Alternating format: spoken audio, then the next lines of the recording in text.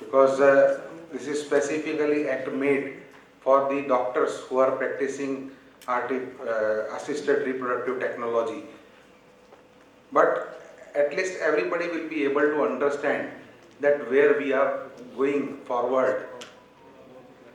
We all know that before ART Act is been enacted, there were different guidelines by ICMR. 2005 guideline were there, 2010 guideline were there, then 2015 and 17 regulation came, and at last, after the wait of 44 years after the first IVF baby born in India in 1978 by one of the Dr. Subhash Mukhopadhyay in Kolkata, the baby born was named Durga, and after 44 years of the birth of IVF baby in India, we have now received a law to regulate ART. Although we have received an act which was severely weighted, but the government has caused blunder. There are blunders in this act. So the topic given to me is the loopholes and ambiguities in the ART Act itself. So it seems that Act is enacted by people who have no knowledge of medical science, and they even did not bother to take advice of medical persons. Act is enacted in such a way that ART practitioner will practice always on the mercy of appropriate authorities. Nobody is able to interpret perfectly this act. We all know that doctors are practicing with difficulties from day to night, and there are many laws which are behind doctors. And this law, I can say that this is another PCPNDT Act for a doctor practicing ART. I have been allotted 15 minutes, so I will go fast and give you 15 points where there are ambiguities. In section 2.1 of this act, ART Bank, it is defined that it is an organization which shall be responsible for collection of gametes, storage of gametes and embryos, and supply of gametes. This is the definition of ART Bank in section 2.1. While in section 27.1, it is said that ART Bank is not supposed to do ovum pickup. So they are not going to collect ovum. They are not going to collect surgically the sperm also. So they will screen of gamete donors, the collection, screening and storage of semen, and provision of oocyte donor to the ART clinic. So there is discrepancy among these sections. In another section, that is rule 3, it is mentioned that ART banks and they can create oocyte bank, but they are not allowed to do oocyte retrieval. So how they will make oocyte bank? Because if collection is done at ART clinic, and if you want to shift gamete, then you have to take permission of national board. So how will you shift the oocytes which you have retrieved in ART clinic to ART bank? So many questions come up in our mind after reading these two sections. Whether section 2.1b is correct or whether 27.1 is correct. Can a bank do ovum pickup? Because when you go through the list of equipments required to create an ART bank, to register an ART bank, there is no instrument of ovum pickup. There is no staff which can do ovum pickup, is the requirement of ART bank. If bank wants to create oocyte bank, how will they do it? Because if collection is done at ART clinic, how they will transfer eggs to ART clinic, ART bank? So there are clear-cut discrepancies, ambiguities in the act which are unanswered. We all know that in India, the age of marriage for a female is 18 years. It is said that a lady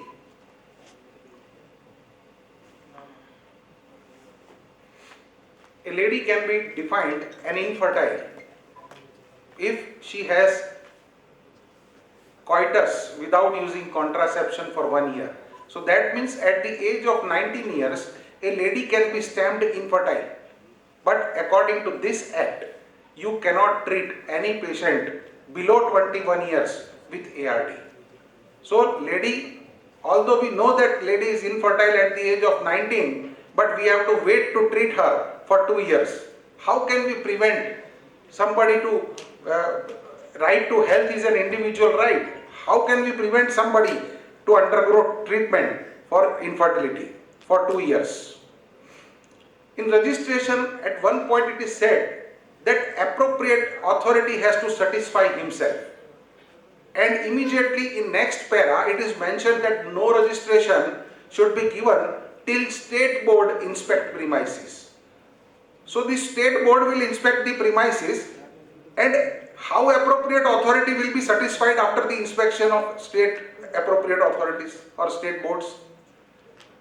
Because if he wants to satisfy himself, he has to inspect. So there is clear-cut discrepancy again in this section. In ART Act, it is mentioned that every clinic, ART clinic, should have grievance redressal cell. Now, how it should be formed, who should be the members of this cell, how it will work, what will be its jurisdiction, nothing is clear in the Act and rules. There were multiple forms in ICMR guideline. Form M for sperm donor, for M1 was for ovum donor, and M2 was for surrogate. And all informations regarding donor except name and address were put in this form to keep the name of the donors anonymous. But now these forms are being removed from the ART Act and ART rules. There are no lists of investigation now, because Form M, M1 were containing the list of investigations which we are supposed to do. And the burden on ART bank is put only to do test for HIV, HBsAg, HCV and VDRL. What is about thalassemia? What is about CBC? What is about RFT? What is about LFT? Whether they should be done or not, whether they should be done by ART bank or ART clinic. So nothing is clear in this act, and even it is not clear that whether anonymity of a donor is to be maintained or not. Again, in insurance coverage, it is mentioned that you have to take 1 year general health insurance on the name of oocyte donor, and it should be taken by commissioning couple. It should be IRDA recognized. But there is no such insurance available till date which will cover immediately the oocyte donor for the complication of oocyte donation. So the act is prematurely, because before initiating such act, the government must have done something to start such insurances. Consents. These all consents which are mentioned in Form 6 to Form 15, all are blunder, I can say. There is no consent of embryo transfer in new act at all. There is no consent for surgical retrieval of sperm, which was there as Form H in ICMR guideline. Now in new ART Act or rule, there is no such consent available. Consent of oocyte retrieval, Form 12 is there, but it does not mention that how you will create embryo, what combination of gamete you will use to make embryo. There is no clarification in oocyte retrieval consent. No mention about quarantine period, even for the use of sperm. Previously we know that we used to freeze 6 months the sperms which we were using for donation purpose. So now there is no mention of quarantine period. Chance to improve consent was available for the government through this act, but they have lost that chance. If you go through Form 8, that is the form for artificial IUI with donor sperm, in one line they have mentioned that you are supposed to write the Aadhaar card number and mobile number of donor, and in the immediately second line they have mentioned that I will keep the name of the donor anonymous and I will not try to know the name of the donor. You have mobile number, you have Aadhaar card number, and on another line you are telling that I will not try to know the identity of a donor. How can it be possible? Form 12 again is a blunder. It is mentioned that legal rights on child born in case of anonymous gamete or embryo donation will be of the commissioning couple. But it is not mentioned that what if gametes from known donor are to be used. There is clear, I can say, this act is enacted by people who do not know a single word of Hindi and English also. I can say that firmly, because the Form 12 is for oocyte retrieval. Okay, and if you go through Hindi version of ART Act, they have written the translated oocyte retrieval as Punah Prapti. How can it be Punah Prapti? One person, so retrieval, they put it in Google Translator and they must have got this kind of translation. So one patient who was well acquainted with Hindi denied to sign. She said that I have never given oocyte in past. So how can I sign on a paper where it is written that this is the consent for Punah Prapti? So these kind of translation mistakes are there. It is clearly mentioned in Act that ART Bank and ART Clinic should be independent entities. But again, when we fill the form, it is mentioned that one center can register as an ART Clinic and ART Bank both. Now, how can they be independent entity? Whether premises should be different or same, whether ownership should be different or same, nothing is clear. And multiple RTIs are done, and in every RTI we get different kind of answer from the same person answering. Again, for sourcing of gametes, a bank shall not supply sperm or oocyte of a single donor to more than one commissioning couple, it is said. So does it mean that a sperm donor can donate multiple times for same commissioning couple? Does it mean that bank can supply the same sperm donor, different banks can supply same sperm donor to different clinic? Nothing is clear whether it will be sperm donor will be Aadhaar linked or not. Because in oocyte donor it is clearly mentioned that oocyte donor can only donate once in a lifetime. But no such mention is there for sperm donor. Again, there are illogical sections put. It is said that if you stimulate donor, you cannot retrieve more than 7 oocytes. Nobody can fix the number of oocyte which will develop in a single cycle. Sometimes even with only clomiphene citrate we can develop 10 oocytes, and we cannot leave any oocyte in the body because it will lead to complications. So this is the illogical section without taking medical opinion is been put. Multiple doctors, many doctors have taken objection against this, that how can we leave the other more than 7 eggs in the body? But there is no such answer, and still this provision is there that we cannot retrieve more than 7 oocytes from the body of a fetus, body of mother. No clarity in regard to international donor, how to source, how to confirm whether patient has donated in past, and is notarization enough for affidavit in international patient? Consent for freezing of donor gamete is not available. So whether we should freeze or not, it is not clear. Can donor be compensated? Again, under RTI, then different answers we get. In one RTI, they mentioned that we cannot give any kind of compensation. In another RTI, they have said that you can compensate for food charges and traveling charges. So nothing is clear in the Act, and everything is, every interpretation is on the mercy of appropriate authority. Point. Exception, transfer of own gametes and embryo. If you want to transfer gametes or embryo from ART clinic to bank or one clinic to another, you have to take permission from National Board. Oath of secrecy and other contracts are no more in the Act now. There are discrepancies in penalties. In PCPNDT Act, for sex determination, the punishment is up to 3 years imprisonment.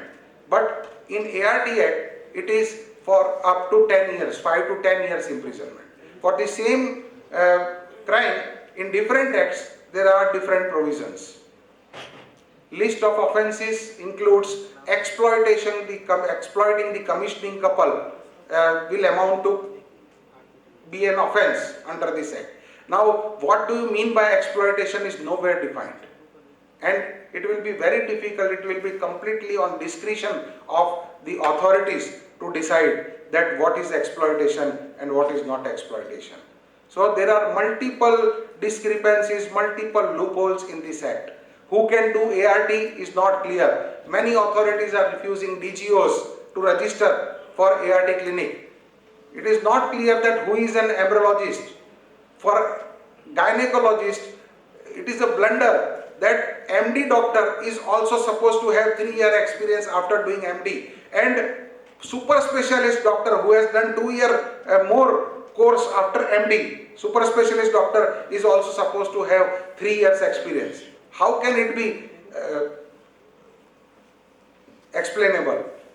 Embryologist, again, veterinary doctor can become embryologist because he is considered as a doctor of life science.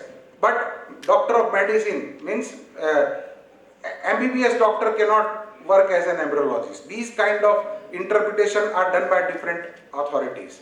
And the same like PCPNDT Act, I can say that there is no uniformity in implementation.